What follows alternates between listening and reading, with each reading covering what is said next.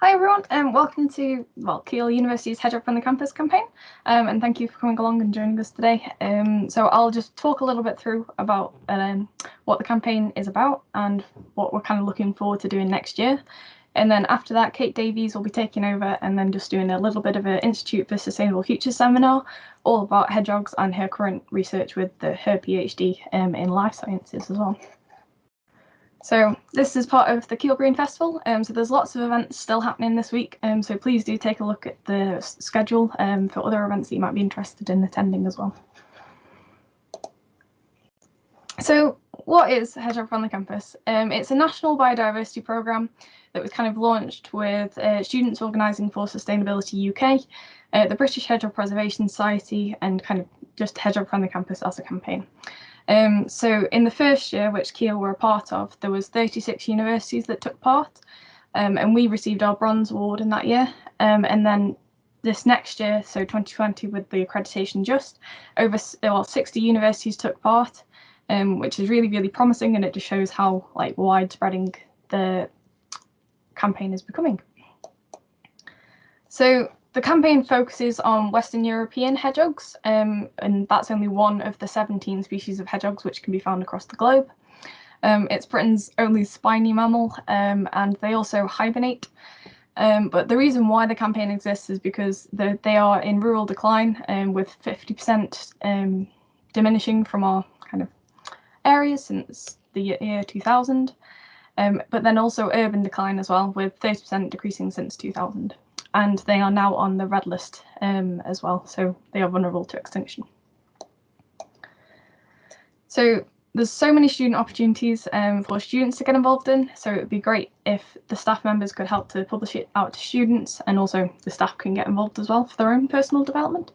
So there's opportunities from blog writing, social media, fundraising opportunities for the British Hedgehog Preservation Society, and then obviously campaigning for change as well. And it's great because it is that real life campaign, so I know that I used it as a case study for one of my assessments, and so it's kind of using it as a process to make something impactful. And don't forget to log your hours with Keele SU volunteering as well. So what has Keele been up to? Keele's done quite a lot over the past 2 years of doing the campaign. We've put stickers on all the strummers, and thanks to the grounds team. We've done multiple litter picks, and we've done talks and many working groups, which staff and students have attended.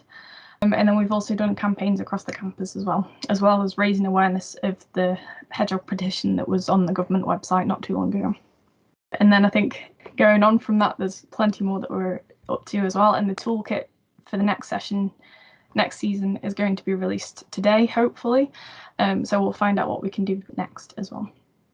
So for Hedgehog Street, part of one of the criteria was that we did get people signing up to Hedgehog Street as the kind of main source of information and advice for hedgehogs. And it's actually Hedgehog Street's 10th birthday this year, so they've been around for 10 years, and they've helped with creating hedgehog champions, working with developers, and also producing a Hedgehog Street app, which is where you can really easily just document where hedgehogs are and send photos and things. So that's really good fun. So Keele's hedgehog accreditation. So in 2019 we achieved our bronze award, and then that led us on to being able to achieve our silver award. So the way it works is each year you kind of achieve the next level. And so we could have achieved gold this year, but because of the fact that we have to go step by step, we didn't. But instead we just were re-accredited for our bronze award and also achieved our silver award as well, which is really nice. So you may have also seen the article which had this as the banner on the Keele University website, and if you haven't, please do have a read of that and give it a share, just because it helps to raise awareness of the campaign. Yeah. So then looking forward to this year, so this is 21 to 22. If you haven't already joined the Sustainable Community, please do, just because this will be our new main method of communication. Because we did use emails originally, but we found that a lot of people kind of using their personal email addresses and that kind of thing, so it made it a bit more clunky for communication. So now we're just going to use Teams and also the social media pages as well. And on this Teams, if you go into the file section, you can see all the minutes from our previous meetings, and I'll put all the agendas up there, and then any things that we could do with your contribution on, from signing up to Hedgehog Street or creating a hedgehog house and things like that. So there's lots of things that people can get involved in. And then I'm going to pass over to Charlotte Burke now, who's going to talk a little bit about how Keele SU can be involved. Right, so hello everyone, I am Charlotte. I'm one of the student activities coordinators over at Keele SU. So I look after all the clubs and societies, but I also coordinate Green Impact. It's something that I've really enjoyed doing while I've been at Keele, and I love supporting Alana and the other Hedgehog Friendly Campus team with the campaign, but I think the SU needs to do more going forwards. So I've been having a chat with Alana for the last few days, and we have got some ideas. We're gonna be creating a web page on the SU website. We're also thinking of doing a few more crafternoons. We've possibly got a bit of funding coming along, so maybe some hedgehog houses on the horizon. Something like that, but it's something that we want to promote more to our students and get as many people involved with as possible. So if anyone wants to assist on the SU side, you're welcome to come and join in. I know a lot of our societies do a lot of work for Hedgehog Friendly Campus, wildlife in particular, Think Green as well. So yeah, thank you very much, Alana. That's great, thank you, Charlotte. And of course, it's not just for students as well, it is also for staff, because you guys also know people and can share the information, and you have access to resources that students don't. So please do still get involved as well, especially since a lot of you may own homes or know of people who own homes, and you can share the awareness about hedgehog highways and things like that. So there's definitely a lot of opportunity for everyone to be involved in it. Okay. So the next thing is just please follow our social media, because this is where we'll kind of keep most of the information rolling. So the Keele Wildlife Society, so that's more student based, is in the green on the top. Then you've got Green Keele, and that's all sustainability related things on campus. So not just Hedgehog Friendly Campus, but everything, including Keele Green Festival. So please do follow them as well. And then the dark blue is the official Hedgehog Friendly Campus. So that's the national campaign, where you'll find the most up-to-date information about the campaign itself. Okay, so if anyone does have any questions, please do put your hand up or just leave it in the chat and I'll get back to you on that one. But yeah, please keep a lookout on our social medias and the Teams channels for updates. And then the new toolkit will be announced soon, and I'll do lots of posting about that, so we'll find out and then we'll figure out what next steps we can do. And I'll organise a working group meeting where we can discuss the priorities that we want to go towards as well. And then now it's time for the seminar. So thank you very much for listening to me. And then we're going to listen to Kate Davies, who is a PhD student in life sciences, and she's going to talk about the post-release behaviour of rehabilitated hedgehogs. So thank you very much, everyone.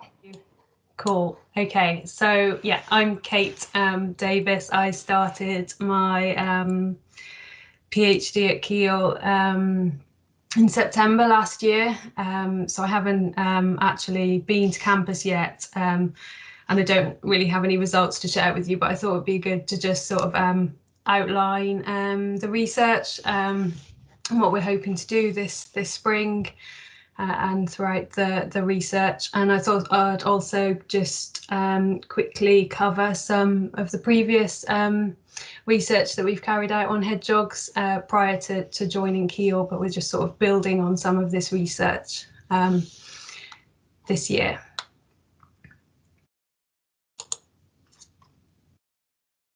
So a little bit about hedgehogs. I won't go into too much detail. They're obviously the spiny, nocturnal, pretty unmistakable mammals. They've got a pretty widespread distribution across the UK.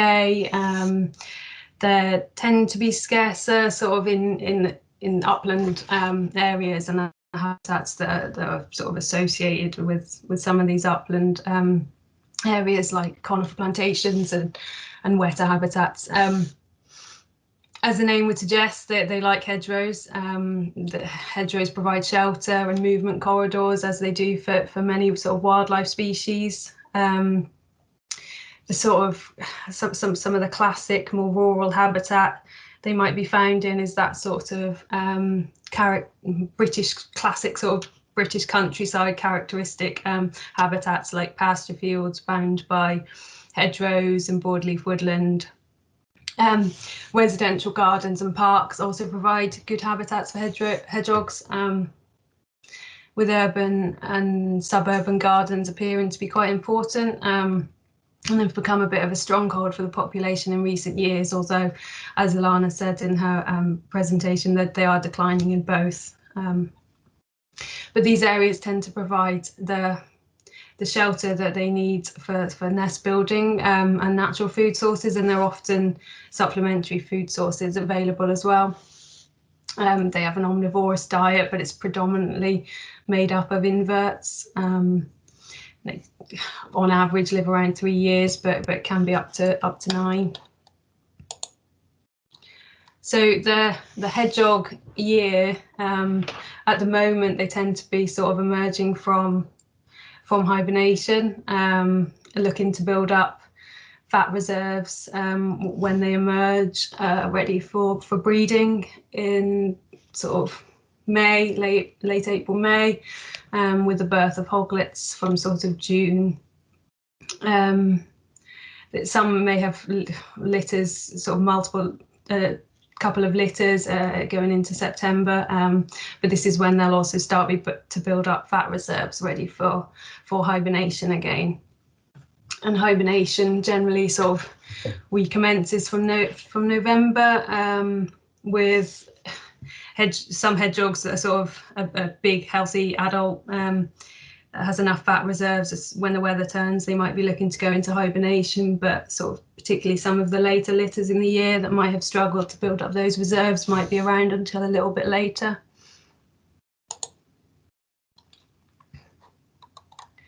So hedgehogs are a species of principal importance for the conservation of biodiversity in England under the Natural Environment and Rural Communities Act.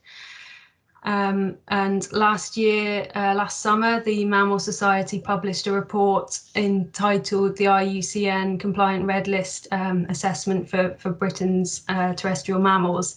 And the report classified the UK population of hedgehogs as vulnerable, citing a decline of at least 46% over recent decades. And this report sort of consolidated concerns from a variety of sources about this suspected decline in the UK hedgehog population in recent decades, and some of which it's been pretty widely reported in the media, I think, and some have attracted quite a lot of interest from the general public.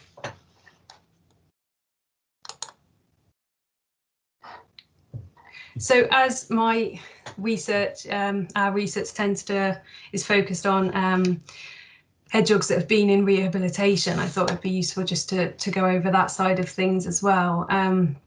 So the primary sort of aim of any wildlife rehabilitation is to provide that temporary care and treatment of the injured wild animal until it's released back into the wild, and then for rehabilitation to be successful, it requires the animal to be released in a condition that allows them to survive as equally as well as wild individuals.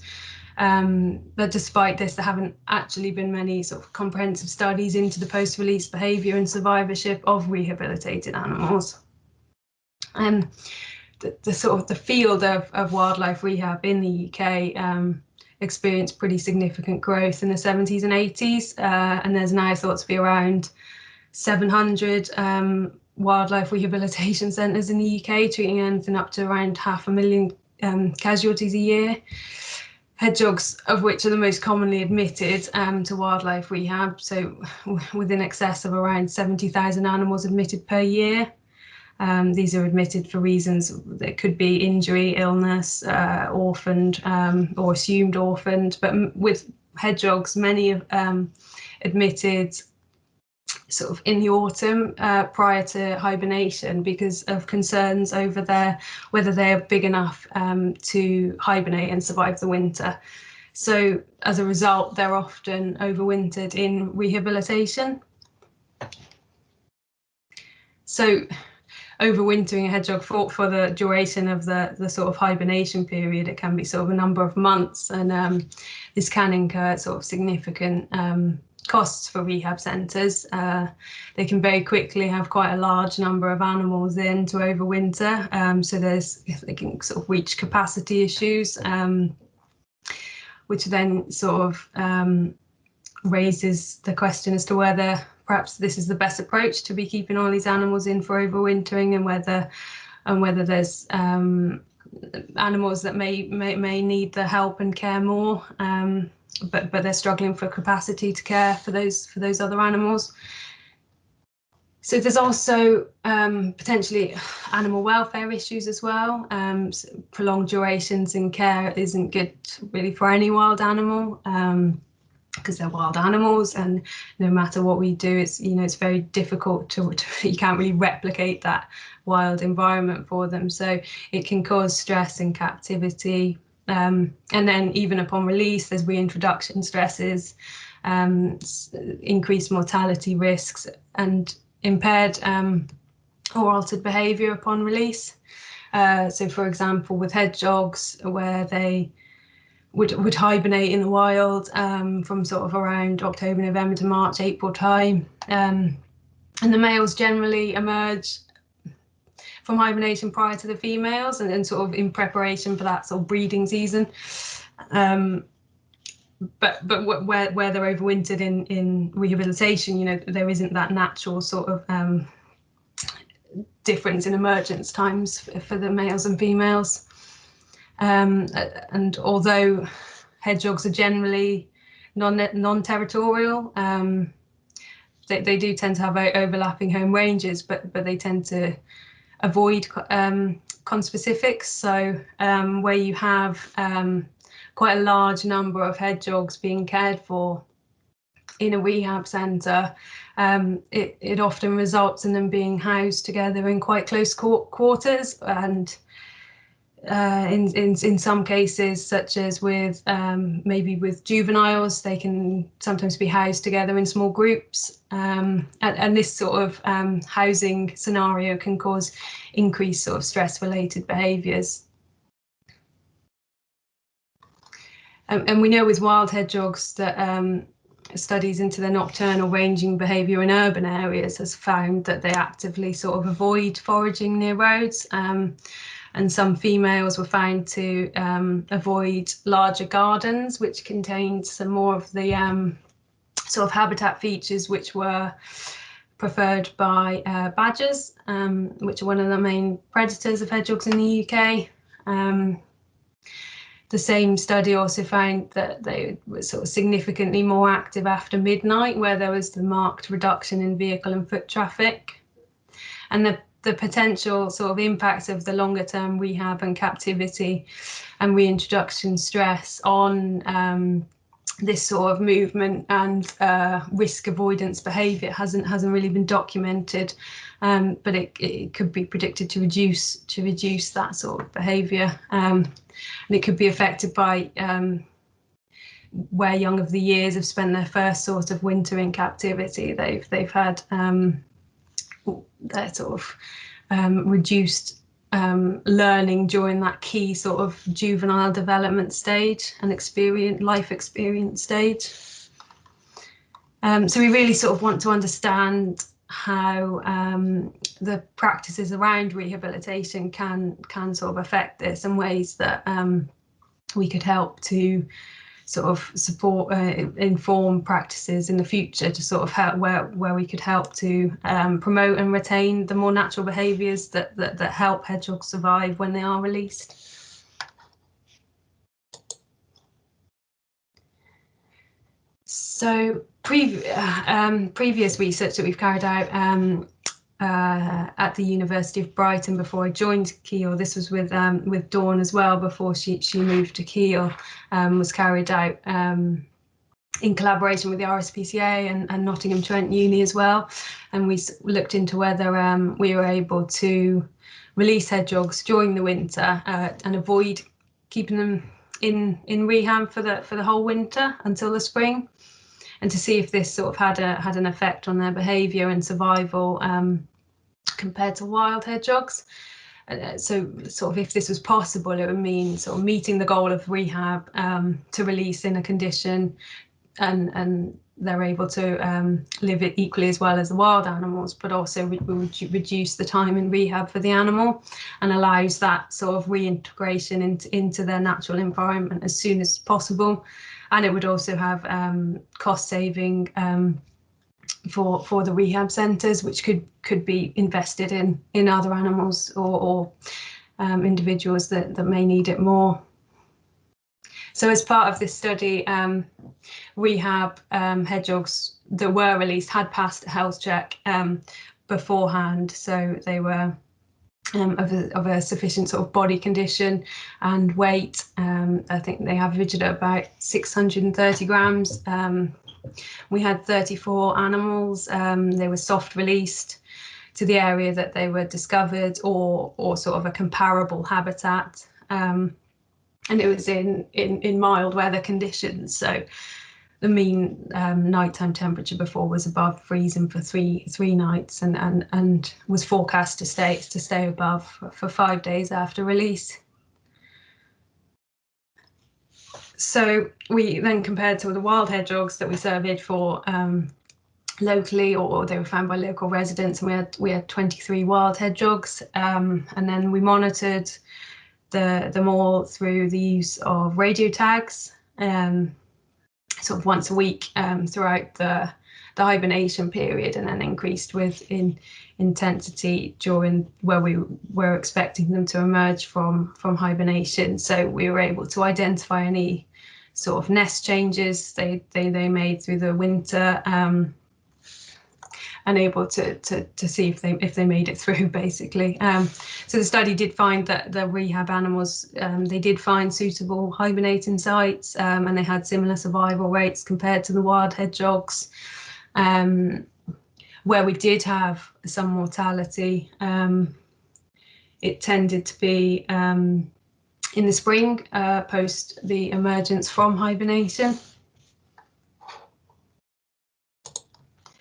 So that study was published a couple of years ago, and then Dawn has also worked more recently on another study on the overwinter survival and behaviour of wild hedgehogs, and this had sort of similar findings to some of the mortality that we noticed during the study done previously, where the hibernation period didn't seem to be a period of sort of significant mortality for individuals, providing they were of a sufficient weight, sort of 600 grams or more, I think, were included in the study, and that the spring risk was higher in terms of survival. So investigating sort of what behaviours in the spring might affect this higher mortality rate should help us understand this and the issues around the spring survival. So research at Keele sort of made up of a couple of aspects. One aspect will be the sort of behavioural study, so looking at the post-release behaviour of hedgehogs that have spent the winter in captivity for rehabilitation compared to wild hedgehogs during that sort of spring post-emergence from hibernation period. With regards to the rehab hedgehogs, we're hoping to have a particular sort of focus on hedgehogs that were taken into care as young of the year. So as I said earlier, that might have sort of missed quite a key window of learning opportunities during that sort of juvenile development stage, to sort of determine what effect this might have with regards to their behaviour upon release. And as I mentioned just about the previous studies finding the higher mortality risks in spring following emergence from hibernation, we're looking to sort of study this and aim to identify those behaviours, which may be due to looking to replenish their fat reserves and making those higher risk decisions and less risk avoidance to get those fat reserves replenished. But Another aspect of the study is it's more of a sort of questionnaire-based study to try and really understand the current rehabilitation practices of hedgehogs across Europe.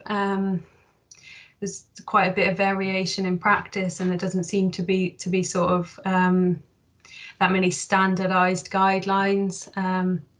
So this review will be through the use of a questionnaire survey, and it sort of aims to review the current practices and help us really sort of get a greater understanding of the admission reasons and the subsequent care practices that are generally given, and identify any areas to target that would benefit from targeting further research, because we really hope that this sort of body of research will contribute towards future rehab protocols and guidelines, to really provide that sort of some scientific sort of evidence to inform them and underpin them, and really help in maximising the sort of efficiency of rehab centres.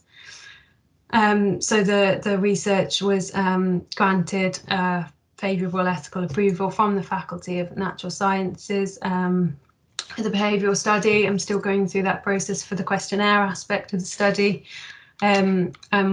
We'll also be working under a licence from Natural England to carry out the research, so we can survey for the wild hedgehogs and mark both the wild and the rehab hedgehogs.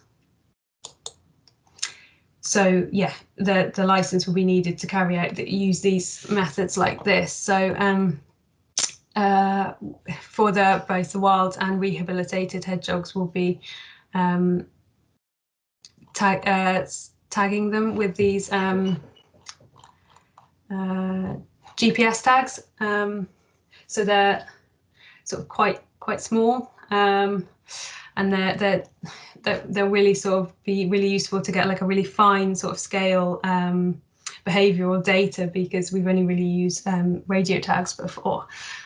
So we'll be able to see where they go and how long they spend in different areas and how active they are at different times of the day.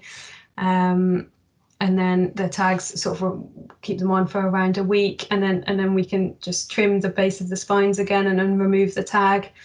And as the GPS data, we won't be able to get that data until we get the tag back. There's a built-in radio tag in with it, so we'll be out around campus monitoring the locations of the hedgehogs sort of every few days with a radio aerial and receiver. So in terms of the study animals, we'll have rehabilitated hedgehogs. Hopefully we're working with Newcastle Hedgehog Rescue, so hoping to tag some of their rehab hedgehogs that they've been looking at after this year prior to release in the spring, and we're hoping to release some of those around the campus. And then we've also got records of wild hedgehogs around the campus. An undergraduate student has been working quite hard, Fran Boyle, to survey for wild hedgehogs last autumn. So that's been a massive help, as I haven't been able to get to campus yet. I'll show you those records of wild hedgehogs that we've got in the next a couple of slides time. So one of the methods that we'll use to survey for wild hedgehogs will be spotlights. And as they generally are more active sort of from around midnight, we might be around campus with spotlights from in the early hours of the morning. But hopefully we won't disturb anyone. But if you see us with spotlights, that's what we're doing. And we've also had some reports of wild hedgehogs within some gardens in Keele village, so we're hoping to include those in the study as well. So if you live locally and have wild hedgehogs visiting your garden and would be interested in this study, then that would be great, and I'll put my email at the end of the presentation. After we've removed the GPS tags for the fine scale behavioural snapshot, we'll also be marking them with heat shrink tubing, so on a couple of sort of inconspicuous spines. so they're not noticeable, and different colour combinations, just to provide a identifiable mark for each hedgehog, so we can identify them during ongoing monitoring on the campus. And Denny from Newcastle Hedgehog Rescue also microchips, I think, so we got a microchip scanner, so hopefully be able to identify any that she's looked after previously as well. And then the methods for the questionnaire survey, I'm hoping to distribute a questionnaire, an online questionnaire, through already established, there are quite a few hedgehog rehab groups out there, and also making a Facebook page as well, to sort of raise the profile of the research. And I'll also use this to put out any updates of how we're getting on with the behavioural study as well. So once that's launched, I'll share that with Alana. So that would be great if anybody's interested in seeing how everything's going. I'll try and keep updates on there. So these are the wild hedgehog records that we have so far from last year's surveys. The red dots are where they were seen on camera traps, and the yellow dots are from spotlight surveys. So we do have, some records to go on. So yeah, that's just about it. Thank you for listening. I am probably going to become nocturnal again for April, so if anybody fancies helping out or getting involved, providing the COVID restrictions allow, there might be a chance to sort of come out and help. If anybody's interested, or if you live locally and you've seen hedgehogs, or you see hedgehogs around campus, that would be great. I'll turn my mobile into the hedgehog hotline for the month of April. So if anybody thought they might be likely to be out and about around campus where they may see hedgehogs, just if you drop me an email, I'll send you my phone number, and I'll be sort of on call 24/7 for anything hedgehog related. And if you found a hedgehog, it would be great to be able to sort of come out, and possibly if we can tag and include it in this study, that would be great.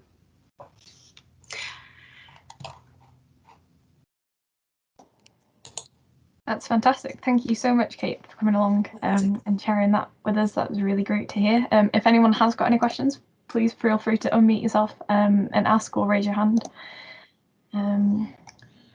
And I hope you really enjoyed the talk, and please don't forget to attend some of the other Keele Green Festival events, and look out for future ISF events as well. And obviously get involved with all the hedgehog research and campaigns that are happening on campus.